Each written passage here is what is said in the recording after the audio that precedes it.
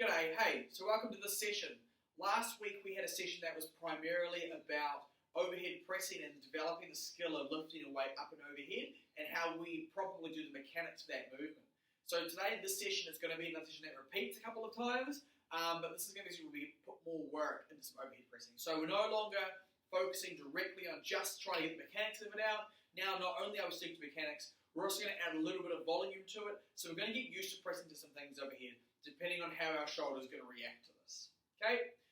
Before we jump into this here though, we are going to play some practice. We look at some core compression skills and how well we are at changing the distance between our hips and our ribs and maintaining that shape, so that hollow shape, which is great for all gymnastic movements and our bracing strength. And before that as well, we're also going to have a bit of shoulder prehab to get our shoulders ready for this pressing work. So don't want to jump into it cold, especially with a history of a bit of bursitis up in the shoulders. Okay? For our warm-up though, we are going to get our body warm. What we're going to look at is 3 movements and we're going to do 3 rounds nice and easy. So the first movement's really common. We've seen this one a few times now. It's just going to be our hollow hold. So what this is just lying on our back. We're going to be tucking our chin up. We're going to be lifting our knees up, trying to squeeze all the space out from in between our back and the ground. And we're living here and breathing for 20 seconds. So this could be here, this could be here, it could be here. Whatever position that we can maintain until our ribs want to open up and that space is recreated underneath our back. After 20 seconds in a brace position, we're then going to turn over into a movement that's called the army crawler. It's a push-up movement. We're looking at warming the scaps up, also a little bit of coordination, and you're still in a brace position while you do it. That's why it's so good. So, coming up to our high plank position, what we're going to be doing is bringing one elbow down to meet where that hand was, and then we're going to train it out. So it'll look like this. Elbow to hand, elbow to hand, elbow to hand, elbow to hand. Okay, we can change ways we do this, so the order we do them, that's fine. Now, we find that very, very challenging, which we may do, because there's a lot of work for the shoulders. What we can do is use a knee support to take away some of that load. Okay, so this is how it looks with a bit of a knee support. My shoulders are still over top of my hands, so I'm not letting myself take all the weight off my shoulders. I still want a bit of that weight forward, and I'm just going to bring my elbow down to that hand, that hand, that hand, that hand. Okay? As we do this, don't get caught into the trap of letting your hands crawling out, because it does get a little easier the further you walk them out. We want to try and keep our shoulder on top of our hands, so we're in the best mechanics movement possible. After we finish these crawlers, we're going to head out for a gentle run, or a jog, a brisk walk, about 200 meters, or about a minute of work. That's what we want to see. And I want to see, as we come in from that run, we want to be a little bit out of breath.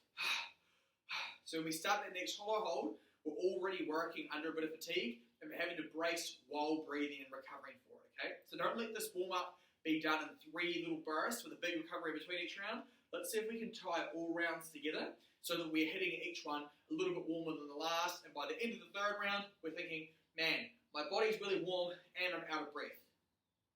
Okay? After we finish our warm-up, we're going to get some shoulder prehab. So we're looking at doing our Superman press. So remembering that's laying on the ground, face down on the ground, 2 cans, a stick, something very light. And we're going through our presses up and overhead, and then pulling them back into our chin under a good amount of control. Okay? After our Superman press, we're then looking at doing our scat presses. So that is our shoulder blades moving in and out. That's the next one I want to be looking at. Remember, this could be done up in a push-up position, on our knees, like we do with the army crawlers, or it can even be done on the wall. And our goal for this isn't about lifting huge weights. It's about the biggest range of motion that you can manage. Okay? So if you know that doing it in a push-up position, you're getting a bit of motion, but standing tall, you've got access for way more range of motion. Let's take away the load. Let's get them bigger. Okay, we're going to see some skaters next. Last video I did it on the garage wall. Here goes another option. I'll show you how we can do this on a chair. So do have a chair available because we are going to need this in our workout. But it works the exact same way. One hand bracing, right hand's on the chair. So my right leg is going to skater out behind me. Then I'm going to push weight into that armpit and look underneath my armpit away. Okay, I'll give my 30 seconds each side. And then finally, we're going to look at those outies. So that's that one we're lying on the ground. We've built up our rib space, holding that elbow still, and all we're doing is externally rotating our arm while keeping the elbow in contact with our hip or with our side. Okay? that, our shoulders should be feeling pretty prepped.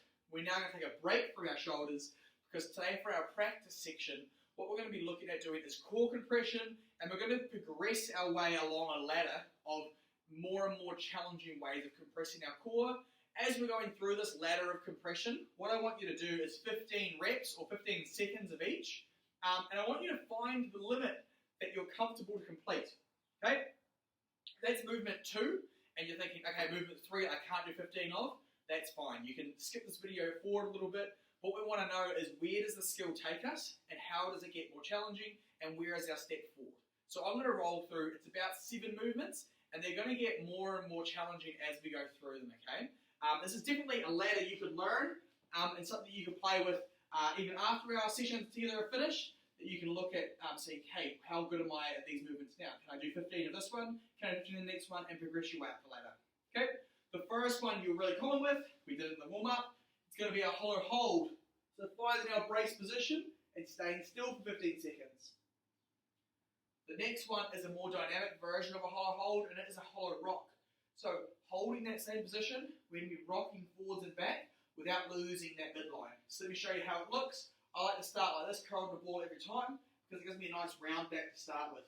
And as I rock back, I'll smoothly rock forwards and back like a rocking horse. That feels good. I can start to extend a little bit, and I want to find a position where I can maintain 15 rocks without my body flattening out like this. And the rock dying on me. After our rocks, instead of looking at bringing our ribs down to our hips, what we're going to look at doing is bringing our hip flexors up to our ribs. So we're going to look at these lifts called pike lifts, and they sound like pike lifts, but they're far less delicious. What we're going to be doing is sitting on the ground, and we're going to be putting our hands on the ground and trying to lift both of our feet up at the same time, nice and smooth. So let me show you a good one. Let me show you a not as good one. And there's generally 2 types. You're either a good one or a bad one until you've developed the strength to do it. Now, where your hands are important. The closer your hands are to your heels, the harder this is.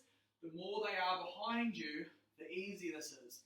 Now, for our 15 pike lifts that we want to do, what we want to have is a nice, controlled movement without any jerkiness going on. Okay? After we've had 15, stay in that same position. We're going to see if we can hold 15 seconds. Okay? So leaving them up there and holding them up there for 15 seconds.